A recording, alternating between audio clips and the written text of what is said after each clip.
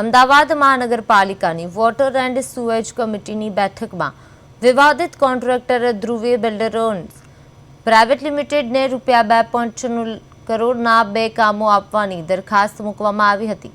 જો કે કોન્ટ્રાક્ટર સામે અગાઉ કૌભાંડના આક્ષેપો અને વિજિલન્સ તપાસને લઈને ચર્ચા થતાં આ દરખાસ્ત પરત મોકલવામાં આવી છે। વોટર કમિટીના ચેરમેન ધર્મસિંહ દેસાઈએ જણાવ્યું કે બેકગ્રાઉન્ડ રિપેરિંગના કામની પ્રક્રિયા કૌભાંડ સામે આવતા પહેલા થઈ હતી અને હાલ કમિટી દ્વારા હાલ કામ છે કમિશનર તરફ પરત કરવામાં આવ્યું।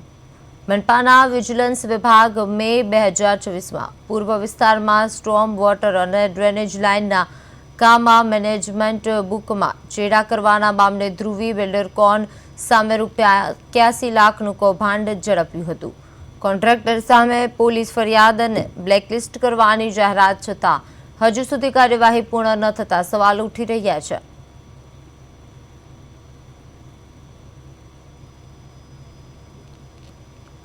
બિલ્ડકોનને જે 2 કામ હતા 2 નંબર અને 7 નંબરનું એ અત્યારે કામ જે કમિશનર તરફ પરત કરેલા છે અને એની પાછળ જ્યારે આ કામ મૂકવામાં આવ્યા એ પછી એના માટેની કોઈક સમસ્યા ઊભી થઈ છે, એને કમિશનરે બ્લેકલિસ્ટ તરીકે મૂકેલું છે અને હવે જાણ થતાં એને પરત કરેલું છે।